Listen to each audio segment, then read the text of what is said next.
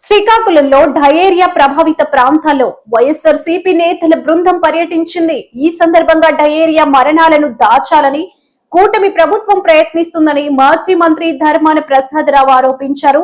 ప్రజారోగ్యం కూటమి ప్రభుత్వానికి ప్రాధాన్యత కదా అని ప్రశ్నించారు. రాష్ట్ర ప్రజలకు మంచి తాగునీరు ఇవ్వలేరా అని మండిపడ్డారు. ఏంటో అన్నది మీకు నేను తద్వారా మీకు అర్థమైపోతుంది. ఎక్కడైనా ప్రపంచంలో అన్నిటికంటే ప్రభుత్వాలు ప్రాథమికమైన బాధ్యత ప్రజారోగ్యం మీద ఉంటుంది. కానీ ఈనాడు ఇక్కడ ఉన్నటువంటి తెలుగుదేశం పార్టీ ప్రభుత్వం ప్రజారోగ్యం అనేది అత్యంత ప్రాధాన్యత లేనటువంటి అంశం. ఈవేళ ఇక్కడ ఇన్సిడెంట్ జరిగిందని కాదు, ఇంకొక ఇన్సిడెంట్ అక్కడ రాజమండ్రిలో జరిగింది. నిన్నే డాక్టర్ అప్పలరాజు గారు ఆ ప్రాంతానికి వెళ్ళొచ్చారు. డిసెంబర్లో ఇదే పట్టణంలో బలగ ప్రాంతంలో జరిగింది. జరిగితే ఆ ప్రాంతంలో ఏం చేస్తారంటే వీళ్ళు, మీరు ఎక్కడ పోతే అక్కడ పొండి. ఈవేళ కూడా ఇదే ప్రాంతంలో 100 మంది సుమారుగా డయేరియా ఎఫెక్టెడ్ పీపుల్ ఉంటే, పేషెంట్స్ ఉంటే ఎక్కడెక్కడ ప్రైవేట్ హాస్పిటల్లో అక్కడక్కడక్కడ చేర్పించారు. ఎవడి బాధలు ఆడు పడ్డమే. కానీ ఆ డోరుకు మాత్రం మంచి ప్రభుత్వం అని ఒక స్టిక్కర్ అంటించడానికి మాత్రం ఎవరైనా పంపిస్తారు.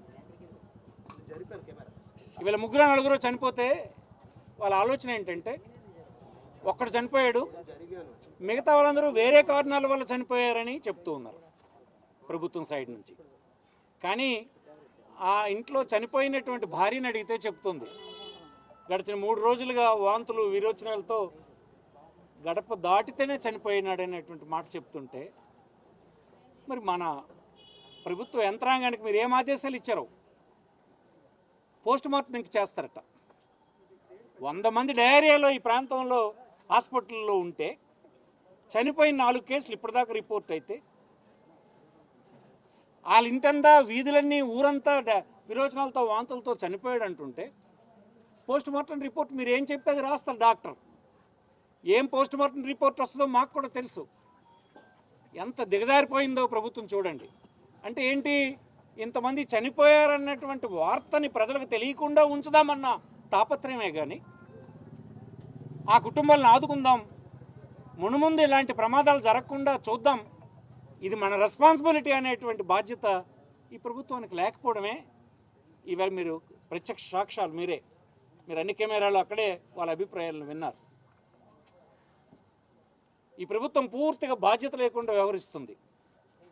ఎంతసేపు రాజధాని అనే పేరుతో డబ్బంతా అక్కడ పెట్టి మిగతా రాష్ట్రాన్నంతా నిర్లక్ష్యం చేసే పని చేస్తూ అన్ని రంగాల్ని వదిలేసి, మీరు నమ్మరు, గవర్నమెంట్ హాస్పిటల్ పెద్ద హాస్పిటల్కి ఇంజన్లు పెట్టి తోరుకునే దౌర్భాగ్య పరిస్థితి.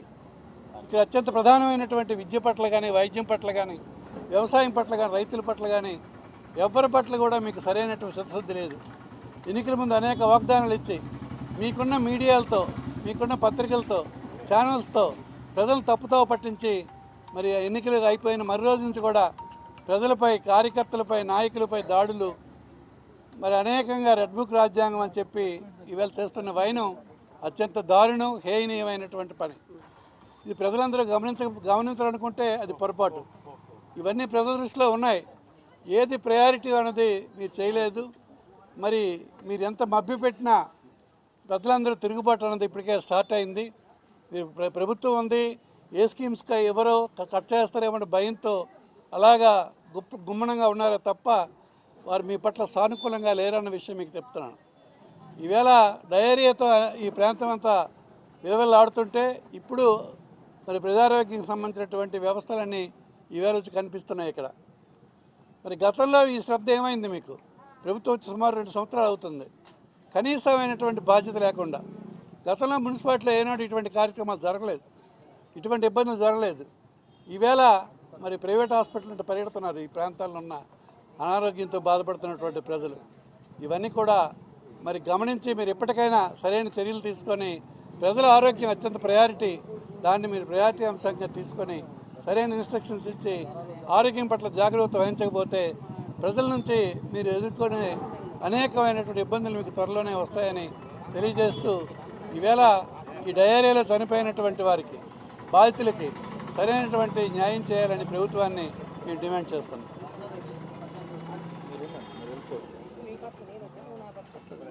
వాటర్ తాగుతారా బాబు? నేడు శ్రీకాకుళం జిల్లా శ్రీకాకుళం కార్పొరేషన్ పరిధిలో జరిగినటువంటి కేవలం ప్రభుత్వ నిర్లక్ష్యం వల్ల జరిగినటువంటి ఒక సంఘటన. డయేరియల్ డిసీజెస్ వచ్చి 4 చనిపోవడం, ప్రభుత్వ నిర్లక్ష్యం కొట్టొచ్చినట్టు కనపడ్డం. మరి ఈ సందర్భంగా వైఎస్ఆర్ కాంగ్రెస్ పార్టీ అధ్యక్షులు మాజీ ముఖ్యమంత్రి వర్యులు శ్రీ వైఎస్ జగన్మోహన్ రెడ్డి గారి ఆదేశాల మేరకు పెద్దలు శ్రీ ధర్మాన ప్రసాదరావు గారి నేతృత్వంలో జిల్లా పార్టీ అధ్యక్షులు ధర్మాన కృష్ణదాస్ గారు, అలాగనే నేను, శ్రీకాకుళం మాజీ మున్సిపల్ చైర్మన్ పద్మావతి గారు, సోదరుడు స్వరూప్, శ్రీకాంత్, సూరిబాబు, రవి, ఇతరత్రా పెద్దలు, ఈ నియోజకవర్గంలో ఉన్నటువంటి వైఎస్ఆర్ కాంగ్రెస్ పార్టీ నాయకులందరం కూడా కలిసి ఈ ప్రాంతంలో ఉన్నటువంటి పరిస్థితులు, ఈ ప్రభుత్వ నిర్లక్ష్య ధోరణి, అలాగనే చనిపోయినటువంటి కుటుంబాలను పరామర్శించి ఇబ్బంది పడుతున్నటువంటి వ్యక్తులను పరామర్శించాలన్నటువంటి ఉద్దేశంతో రావడం జరిగింది. మాతో పాటుగానే మీరు అందరూ కూడా వచ్చారు వీధుల్లోకి. మనం అక్కడ ఒక వెరీ కాన్స్పిక్యువస్ ఒక సంఘటన మా అందరికీ ఎదురైంది.